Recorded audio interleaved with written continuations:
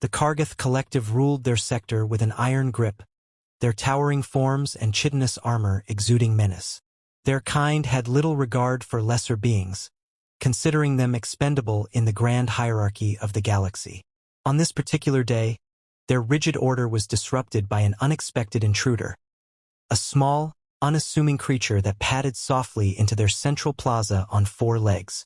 Max was a dog, oblivious to the vastness of alien politics or the weight of hostility in the air. His wagging tail and curious sniffs carried no malice, only the innocence of an animal exploring its surroundings. To the Kargath, however, Max was a threat. Their drones had flagged him as a potential spy, and the guards immediately surrounded him. The scene attracted attention. Humans stationed at the colony's edge froze as they saw the aliens' guns drawn. Some called out in protest, but their voices were ignored. The Kargath made no effort to understand Max's harmless nature. In their eyes, this was an encroachment, a test of their authority, and it demanded a response. Without hesitation, the lead Kargath gave the order. A single shot echoed through the plaza, cutting through the murmurs of the crowd. Max's body crumpled to the ground, his tail still mid-wag as life left him. The humans gasped, their faces pale with a mix of grief and horror. One of the bystanders, a human elder, stepped forward, his voice trembling but resolute. "You've made a mistake," he said, eyes fixed on the towering aliens. "That dog wasn't just a pet. You've unleashed something far worse than you can imagine." The Kargath leader tilted his head, his mandibles clicking in disdain. "No human poses a threat to the Kargath Collective," he replied coldly, waving the elder away. But murmurs began spreading among the humans. Quiet, almost fearful whispers of a name. Baba Yaga. The Kargath didn't know the significance of that name, nor did they care. They dismissed the humans' warnings as impotent threats from an inferior species. What they failed to realize, what no one had dared explain to them, was that Max wasn't just a random dog. He belonged to someone who had chosen peace after a lifetime of war. Someone whose love for that dog was perhaps the only thing keeping them from returning to their former self. The humans began retreating from the plaza, some leaving entirely, others gathering in small groups to share hushed conversations. A sense of unease settled over the colony, unnoticed by the Kargath, who returned to their routines. Max's body was left where it fell, a small, lifeless form against the harsh metallic landscape of the alien settlement. It would be hours before someone dared to move him, long after the Kargath had forgotten the incident entirely. But the humans didn't forget, and neither did Baba Yaga. The name Baba Yaga was not one the galaxy spoke lightly. In whispered circles, it was uttered with reverence and dread, a name associated with surgical precision, unrelenting determination, and a body count that defied record. Once, Baba Yaga had been the human race's ultimate weapon, a shadow that entire armies feared to face. But war, no matter how necessary, exacted a price. Years of bloodshed had left scars too deep to heal. So Baba Yaga disappeared. No official record marked their retirement, no ceremony bid them farewell. They simply vanished, leaving behind the battlefield and the legends carved into its ash. In their stead came Max, a stray dog rescued from the ruins of a skirmish on some forgotten world. Max had been a companion, a reminder of innocence, and a tether to humanity. For the first time in years, Baba Yaga found something worth living for that didn't involve destruction. When word reached them of Max's death, the reaction was not what anyone expected. There was no immediate outburst, no display of fury. Instead, Baba Yaga stood silent, staring at the grainy footage of the Kargath soldier pulling the trigger. The dog's collapse played over and over, each frame searing itself into memory. Baba Yaga's hands trembled, not with grief, but with the effort to hold back what came next. They hadn't allowed themselves to feel rage in years. It was too dangerous, too consuming.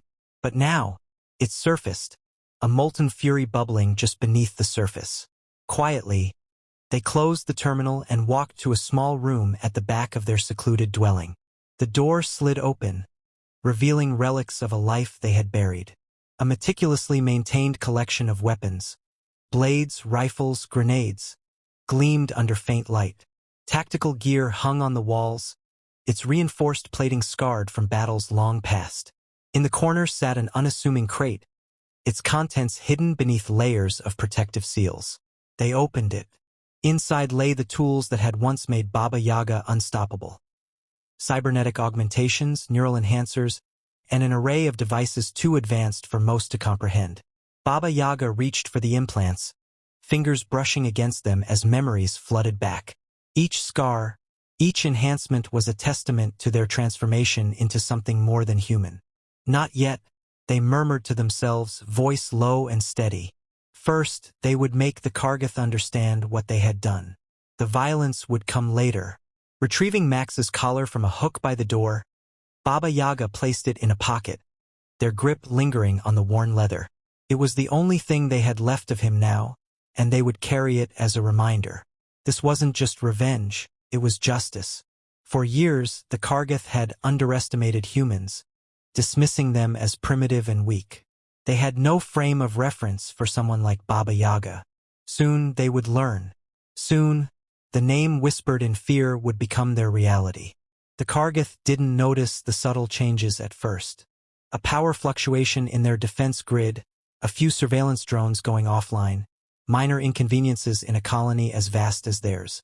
But these incidents began to spread, infecting their systems like an unseen virus. Within hours, supply chains faltered, security logs were wiped, and key communications were inexplicably delayed.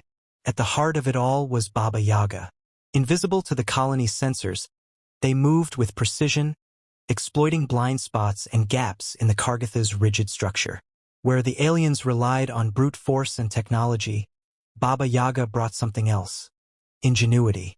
Years of surviving against superior foes had taught them how to dismantle even the most impenetrable systems, piece by meticulous piece. The first strike wasn't physical. It was psychological. Scattered across the colony, the Kargath found cryptic messages etched into walls, whispered through hacked comms, and projected on their control panels. "You killed my peace." The phrase repeated in dozens of languages, its meaning unmistakable. Fear crept into the colony like a shadow, spreading faster than any alarm. The Kargath leadership dismissed the messages as an attempt to intimidate them, yet their soldiers weren't so easily calmed. Rumors began to circulate. Stories of a human who had toppled armies, assassinated kings, and left no survivors. The name Baba Yaga surfaced again, first in hushed tones and then in frantic whispers. Then came the first casualties. A patrol unit sent to investigate a perimeter breach failed to report back. Their bodies were found hours later, each one dispatched with brutal efficiency. No energy weapons were used, no loud explosions, just clean, silent kills that left no room for retaliation. By the time the leadership convened to address the threat, the colony was already spiraling into chaos. Key infrastructure had been disabled. Power grids flickered, critical weapon systems were rendered inoperable, and supply depots were raided with surgical precision. Food supplies spoiled, water filtration systems malfunctioned, and the once orderly settlement descended into paranoia. Every attempt to hunt down the intruder failed. Kargath soldiers were ambushed in corridors they thought secure, their bodies left as grim reminders of their enemy's skill. Baba Yaga wasn't just fighting them. They were dismantling them, turning the Kargath's own territory into a battlefield where their superior numbers and technology meant nothing. The Kargath leader, desperate to regain control, deployed their elite forces to flush out the human. But Baba Yaga was always 2 steps ahead, predicting their movements and laying traps that left even the most experienced soldiers incapacitated. Each defeat eroded the Kargath's morale, their confidence replaced with dread. Still, Baba Yaga didn't strike the final blow. Not yet. This was a lesson, one that would be seared into the Kargath's collective memory. They needed to understand the depth of their mistake, to feel the helplessness that Baba Yaga had endured watching Max's life taken so callously. Only then, when every last shred of arrogance was stripped away, would justice be delivered. The Kargath colony was unrecognizable. Once a symbol of alien order and dominance, it now lay in shambles. Broken systems, abandoned streets, and the stench of fear filled the air. Those who survived avoided open spaces, glancing nervously at every shadow as if it might come alive. The name Baba Yaga had transformed from a whispered warning to an overwhelming presence, as real and suffocating as the air they breathed.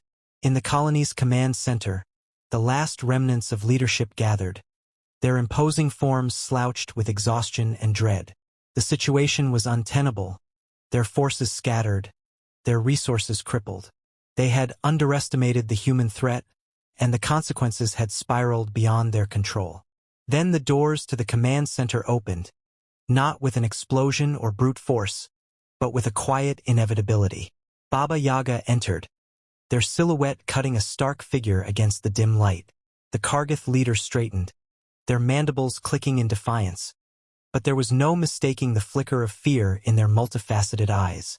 "You think your kind are untouchable," Baba Yaga said, their voice calm and measured, cutting through the silence like a blade.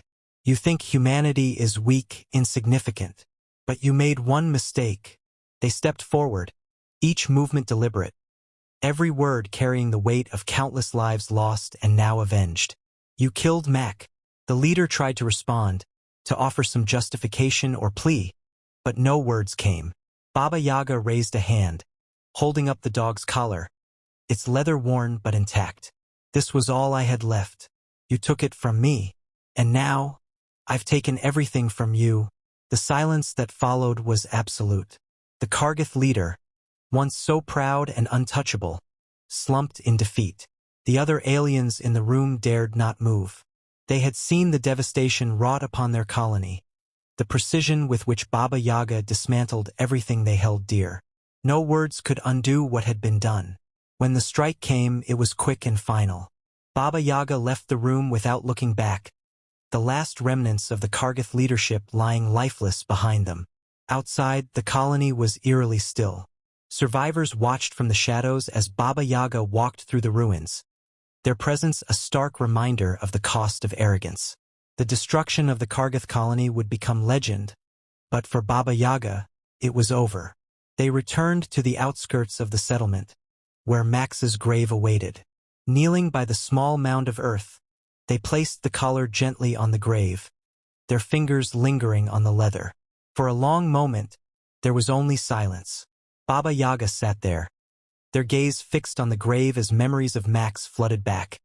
His boundless energy, his unwavering loyalty, and the solace he brought to a soul weary of war.